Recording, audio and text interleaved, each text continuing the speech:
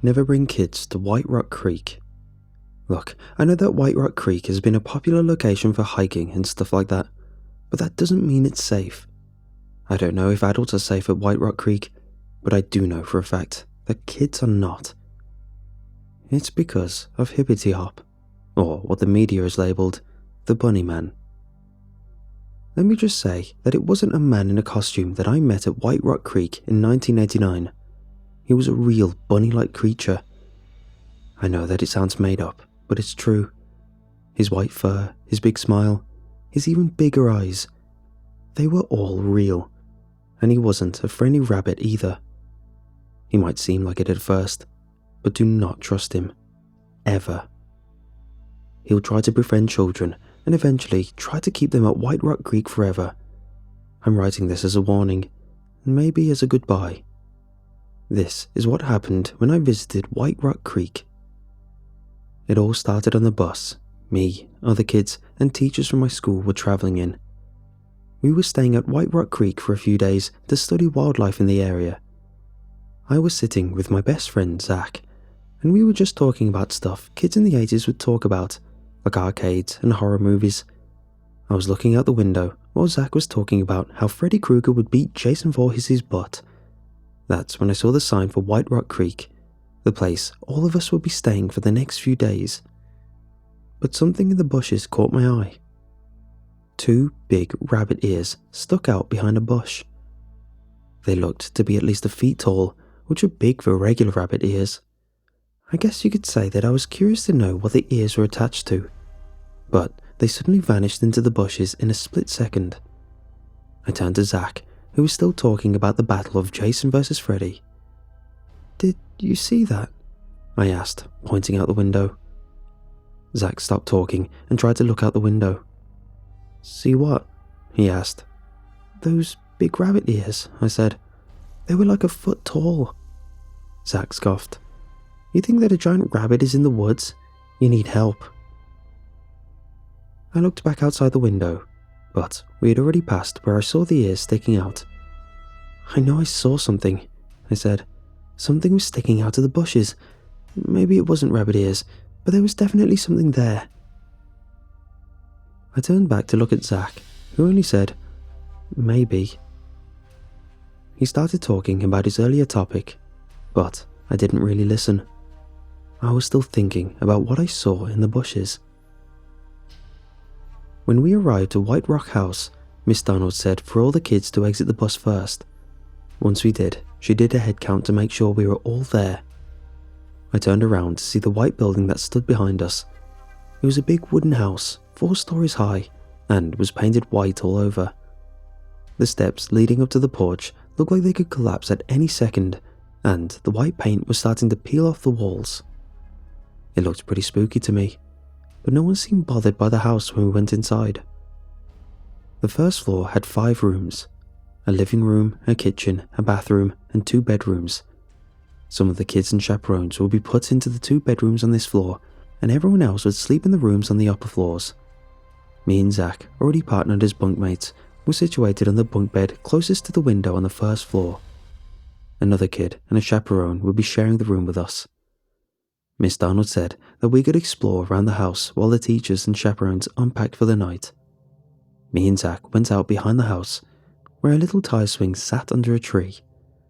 It was still functional, and me and Zach took turns swinging around. But after a while, Zach said that he needed to get a bottle of water from his bag inside. He left me on the tire swing while he ran in. I started swinging by myself, up and down on the tire swing, a bit bored without Zach. But I wouldn't be bored for long, because the rabbit ears returned. I saw in the woods behind the house the tall rabbit ears I saw before were sticking out from behind a tree. Curiosity got the better of me, and I walked over to where the ears were, but when I got closer and closer, a figure started coming out from behind the tree. It was a rabbit, a tall one. Even from a few feet away, he seemed to tower over me. His body, head to toe, was covered in fluffy white fur. He had a wide smile on his face, with 2 buck teeth sticking out. His brown eyes seemed to stare right into my soul. He waved his paw at me when he came out of his hiding spot. "Hi, Joseph." How could he talk? And how did he know my name? He took a few steps towards me, waiting for me to respond. In disbelief, I gave him a small wave. The rabbit stepped closer to me, but I didn't run away. I stood still as the rabbit continued speaking. "My name is Hippity Hop. It's not too often that people come around here. It's pretty lonely, really." He frowned as I just continued watching him slowly walk closer to me. "I'd like to have a friend to play with." He started to smile again. He stopped a few inches in front of me, and I had to tilt my neck to meet Hippity Hop's eyes. "Will you be my friend?" Now, I was 10 years old at the time. I knew that I wasn't allowed to talk to strangers, but Hippity Hop seemed to be sad that he couldn't have any friends in White Rock Creek. I nodded, and the rabbit immediately hugged me in response. His soft fur felt nice against my face, and I hugged him back. When he let go, he was literally jumping for joy. "Thank you, Joseph," he said. But he suddenly stopped jumping. "But you can't talk about me to anyone. I must be a secret, okay?" I nodded, and Hippity Hop smiled. "Well, I'll see you later, Joseph." He walked off into the woods as I felt Zach touch my shoulder. "Hey, what are you doing back there?" I looked back behind me, but Hippity Hop was already gone. "Nothing," I said, looking back at Zach. "Let's go back to the tire swing." "I'm next," Zach shouted, running towards the swing. I looked behind me again, and this time I saw Hippity Hop peeking at me behind a tree. I waved at him as I made my way to where Zach was. The next day, I was lying on the grass, looking up at the sky while I waited for the teachers to finish making lunch. I closed my eyes, taking in the fresh air and thinking that so far this was a great trip. My day was about to get better when a furry paw tapped my shoulder. I sat up and looked behind me, seeing Hippity Hop also lying on the grass, smiling up at me. "Aren't you worried that someone will see you?" I asked. He shook his head. I chuckled. "You want to play something?" Hippity Hop immediately sat up and turned to me. "Of course, friends always play games together." "How about hide and seek?" I suggested. "Only if I can seek first," Hippity Hop said. "How about you hide in the woods?" He pointed to the woods behind me, and I nodded. "Okay." I got up and started running into the woods, hearing Hippity Hop counting down. Hiding behind a tree, I heard Hippity Hop walking through the woods. I was thinking about how surreal this was, playing with a giant talking rabbit I'd just met yesterday. It didn't seem possible, but it was. When I heard Hippity Hop getting closer, I quietly walked away from my hiding spot. I heard the creek a few feet away and made my way through the trees to the White Rock Creek. It was true to its name. The rocks under the water were pale and made the water look like a light grey colour. I started walking the direction the creek was heading. The water moved pretty fast, which made me start running with it. It was fun for a while, until I came across something in the bushes. It was a person, I thought. The leg stuck out of the bushes with some sort of red substance on it. I slowed down. A strong metallic smell seemed to punch me in the face. Was that what I thought it was? Was it? "Gotcha!" Hippity Hop grabbed my shoulders, making me jump a bit. He laughed, but seeing my worried expression, he frowned. "What's wrong?" I pointed to the leg. "Who's that in the bushes?" Hippity Hop seemed to frown more. "You might need to go," he said. "I'll take you back." Hippity Hop led me away from the bushes to the White Rock house. I tried to look back, but Hippity Hop turned my head back to looking forward. He was trying to hide something. Who could be in the bushes? The next 2 days, I kind of forgot about what I saw. Me and Hippity Hop usually played or talked in the woods when no one else would be able to see us. Zach had been noticing that I've been disappearing lately, but I just told him that I liked exploring places.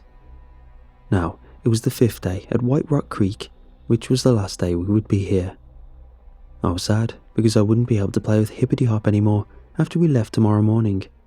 So, me and him played all day, from after breakfast till right before dinner. But after dinner, I wanted to say goodbye to Hippity Hop before it was too late. So, I walked to the spot where we usually met and saw him emerge from behind a tree. "You're back? Want to play tag some more?" he asked. I tried to think of a way to say it, but I finally said, "I can't." "Then, why are you here?" Hippity Hop asked, confused. "I'm here to say goodbye," I said. "I'm going back home tomorrow." Hippity Hop's eyes grew wide. "Leaving? But I thought we would stay friends forever." "I know, but I can't stay in White Rock Creek forever." I saw Hippity Hop give a big frown, seemingly angry at me. "You're supposed to be my friend, Joseph," he shouted. "Friends don't leave each other." I didn't know what to say. I knew he'd be upset, but not this much. "Look, I need to go," I said. "I'm sorry I can't stay." "Wait," Hippity Hop said. "Can I just have one more hug?" I smiled, glad to know he was over it. "Sure." I ran over and hugged him, and he did the same. But after a few seconds, I felt his grip tighten. "Hey," I said, "that hurts." I tried to wriggle out of his grip, but that made him hug me tighter. It was starting to hurt, and I tried to tell him, but he just said, "We're friends forever, Joseph. You won't be leaving." I felt my legs lift off the ground as Hippity Hop turned and started walking deeper into the woods. I tried to scream for help, but his fur kept getting in my mouth. "You're mine." Hippity Hop started running deeper and deeper into the dark woods. I desperately tried hitting him, but he seemed unfazed. The trees were blocking the setting sun, and suddenly the light disappeared. It took me a second to realize that Hippity Hop had run into a cave. He stopped moving and dropped me on the floor. Whatever he dropped me in, it felt squishy and sticky. I tried getting up, but Hippity Hop grabbed my leg and kept me there. He grabbed a burned candle and held it in front of me. "Say hi to my previous friends." A flame suddenly appeared on the candle, and the flame lit up what I'd fell on. I screamed, seeing at least 20 kids. They had been brutally killed. Their eyes had been gouged out of their sockets, skin was ripped to shreds, and some kids had a few legs and arms missing. Their faces were frozen in screams, and I imagined that it must have been painful for them when they met their ends. And it didn't take a genius to realize who the culprit was. Still holding my leg down, Hippity Hop explained. "I've met great kids over the years. They were always so kind, so innocent, so weak. They loved playing with me, Joseph, but they always had to leave someday. And you know that I don't like that. So I brought them here, where we could be friends forever." I started tearing up. "Please, don't kill me," I cried. Hippity Hop laughed. "I don't just kill them instantly, Joseph," he said. "First, we play a game of tag. Isn't that funny? We were just playing that earlier, right?"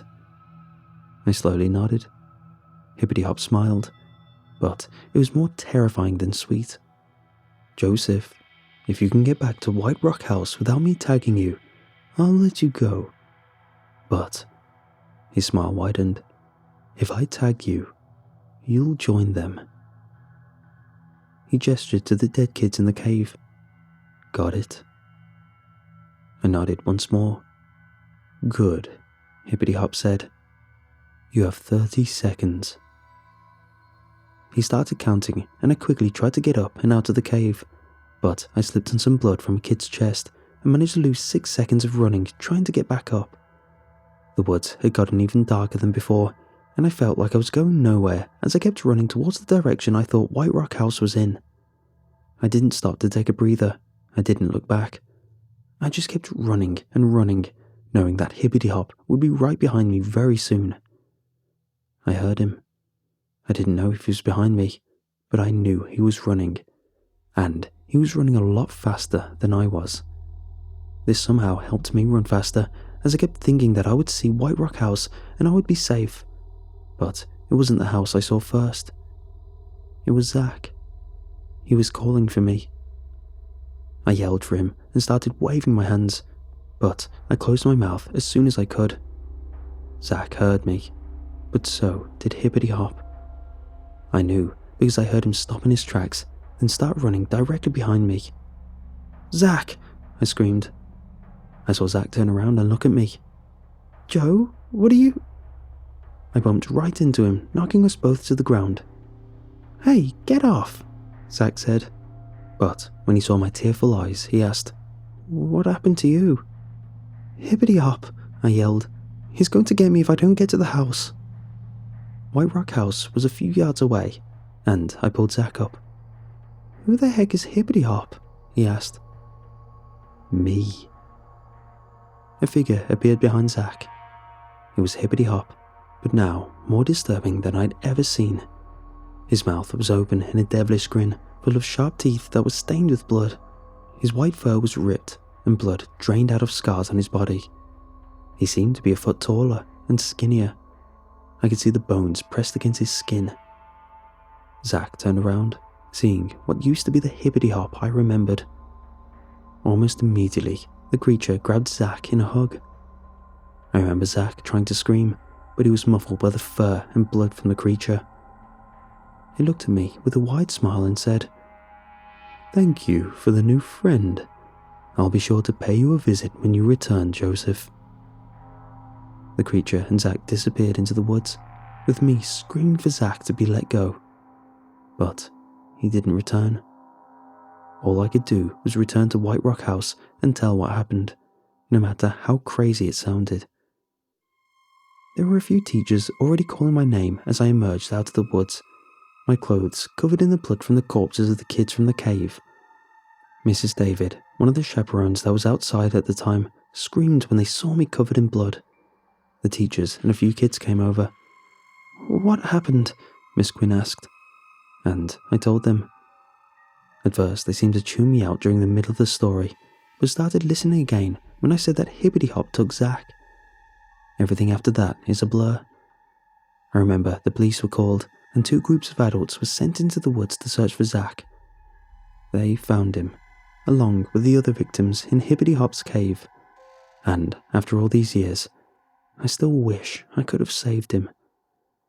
My parents arrived at White Rock Creek to take me home after that, and when we passed the sign for White Rock House, I saw Hippity Hop hiding behind a tree for the last time. He was back to his regular rabbit form, except his mouth was covered with blood and his smile was full of sharp teeth. He waved to me, and I immediately looked away. I now live with my 10-year-old daughter, Amy. It's been a good life, up until Amy gave me the permission slip a few days ago. It was for a 5-day trip at White Rock Creek. I knew Amy, and she would always want me to chaperone her on field trips, and I couldn't tell her about Hippity Hop. It would for sure give her nightmares for months.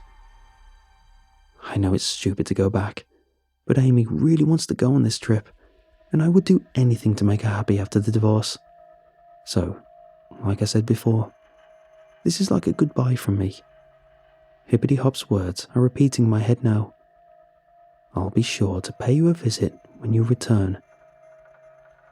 Never bring your kids to White Rock Creek, because he's not gone. He'll visit me when I get there, but I've come to accept it. At least I'll see Zach again, even if it's in hell. Me and Hippity Hop were best friends. We'll hug when he visits me, and this time, he won't let me go.